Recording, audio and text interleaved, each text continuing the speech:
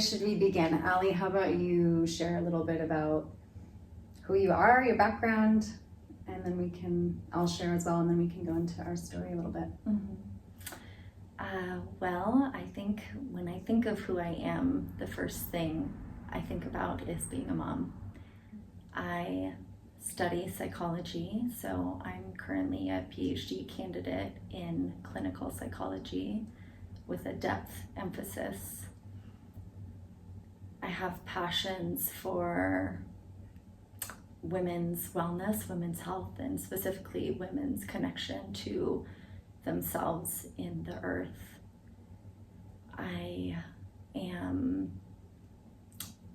have a big connection along that note of sustainability and regenerative agriculture, and so a living an organic lifestyle in many areas of life. And I think that's a little bit about me for now. Mm-hmm. Yeah. Okay, so who am I? So I'm a marriage and family therapist. I have a private practice and love everything to do with relationships and human psychology and parenting and everything that comes up when we're in relationship or in connection. Mm-hmm. And I know together we've also personally explored a lot of ourselves, our own inner worlds, and all the challenges of childhood and healing and reclaiming who we are and our authenticity and navigating things like parenthood and marriage and just continuing to grow and change. Mm-hmm. I've learned so much in my own healing journey, and it's just exciting to be able to talk about it and share. Mm-hmm. And you and I have these conversations all the time. Yes. Right? We've been having them for over a decade. Well, I'm remembering, so backtracking, we've known each other since we met when we were 11. We can go, I'm sure we'll touch more on that at certain points, but I'm remembering being 16 years old and having deep conversations in the car about life and analyzing relationships and analyzing ourselves and situations and just always having that hunger to understand more and to look deeper into life. Yeah, what's it all about? What's it all about and how it's opening us or what we're learning. Like, I think we've both had that desire to learn and to understand and to ask questions and to discover. Yeah, discover. Yeah, so should we go into our backstory a little bit of how we know each other?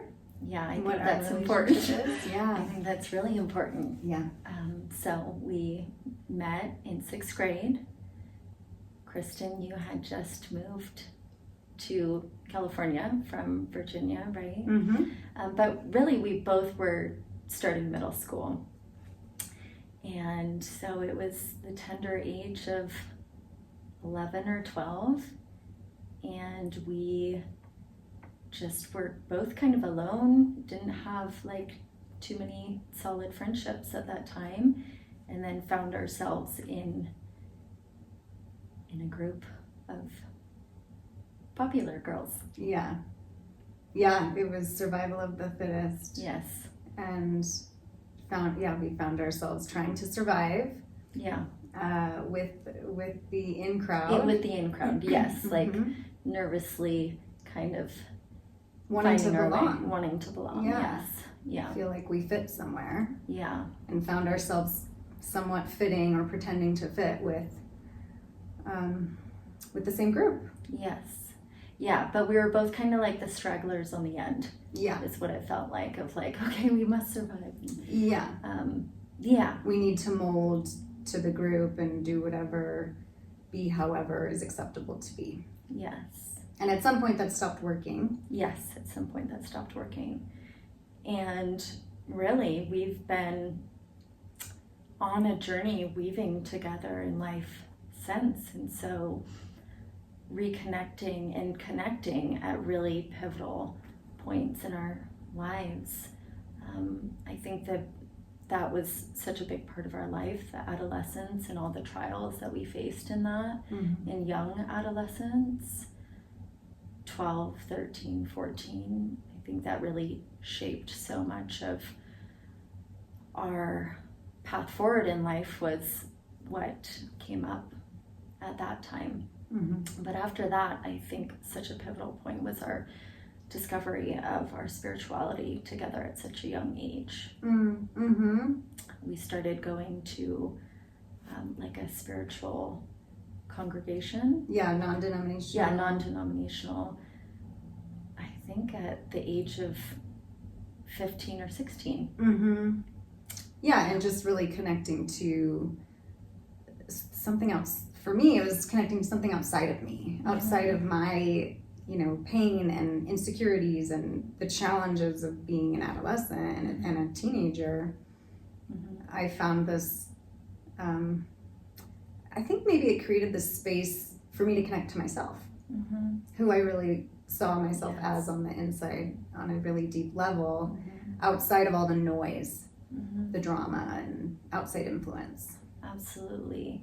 And like that connection to something deeper and to, deeply to yourself or to your soul.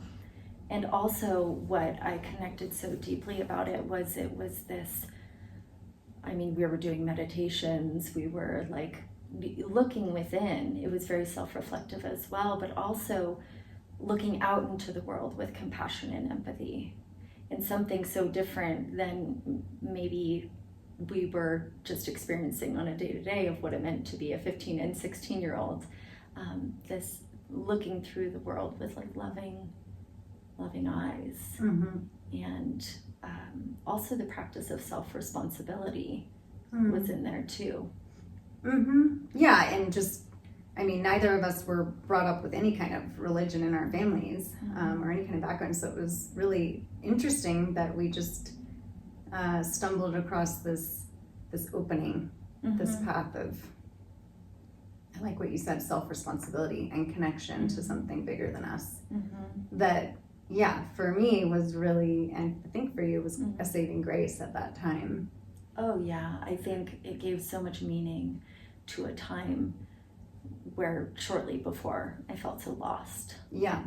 And it gave great meaning, and we were, it was so amazing. As soon as I got my license, we were driving to church every Sunday. Like we were showing up. Like that was our practice, and I love that we had each other to be able to talk through things and be on that journey together as well.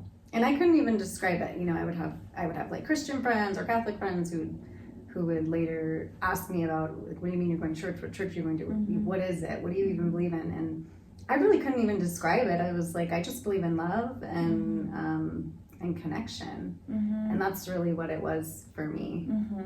Yeah, absolutely. Yeah, I relate with that as well. Love and connection. And we were certainly, besides maybe the children, the youngest people in the community there, but it was so wonderful to connect with so many people from different walks of life as well. And I know that was a keystone point in our journey together as well, is that just discovery of spirituality and the discovery of personal growth as well. So we navigated middle school, the trauma of middle school. Yes, which it was for us. And I think it's for a lot of people. That's just such a transition that, wow, if you're not resourced and like really solid in your attachment and security, that it can be a pretty intense transition. So we navigated that together. We went through high school together.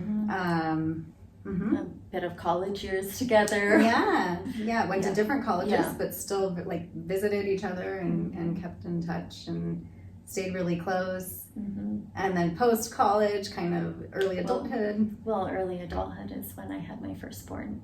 Yes. So that was young. That was 23. I had my eldest daughter. Yeah, so our paths kind of diverged a little bit more right then, because here you are coming into motherhood, and I was nowhere near that, emotionally or mentally. But you were there, and you were so supportive, and you were there at the birth. And, Yeah. But yes, absolutely. I think that was true with a number of different friends at the time, that I was having my daughter, and other people were still out finding their way in their young 20s. Yeah. But I'm also in this kind of age frame. I'm remembering we were still in our teens when we had this idea that we were both going to be psychologists, and that we maybe one day would open a practice together. Yeah. Or somehow we had this sense that we had this work to do in the world together. And so that was like really a line throughout our life, was this, yes, personal connection of who we are in these different phases of life that we've been through. But there was this also knowing of our journey to be therapists or psychologists, and then that there would be some connection along the way together. And so here we are, creating something together. Yeah. And then, you came into motherhood and marriage, and been on the path of connecting about parenting, as well as we did go on the path of becoming therapists and studying psychology. And so we have lots that we explore still in life together. And now here's our work, opening up those conversations. Yeah, so navigating childhood traumatic experiences, relationships, different life stages, parenthood. And wellness has been a big part of it too. I can't remember exactly when that piece came in for us, of like the health and wellness part, but that's been a big part of our dialogue and exploration together as well. And that mind, body, spirit connection. Right. Yeah, so we're gonna have a lot to invite our listeners into as we go.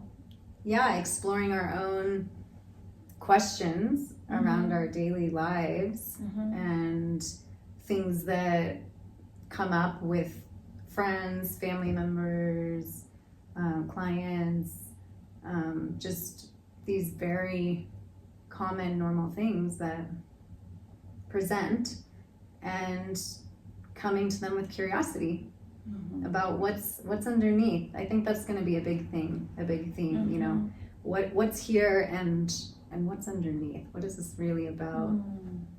What's the deeper meaning, or the deeper invitation, the growth? What's the fullness of what's happening? Right. What's here? And I think a way that we want to engage with our community and our listeners would be to invite people to ask us questions that we can explore. So we'll come in with our own interest or things that are happening in life or work or home, but we also want to invite our listeners to ask questions that are present that might be interesting to learn more about, or hear from our perspective, or invite a conversation about.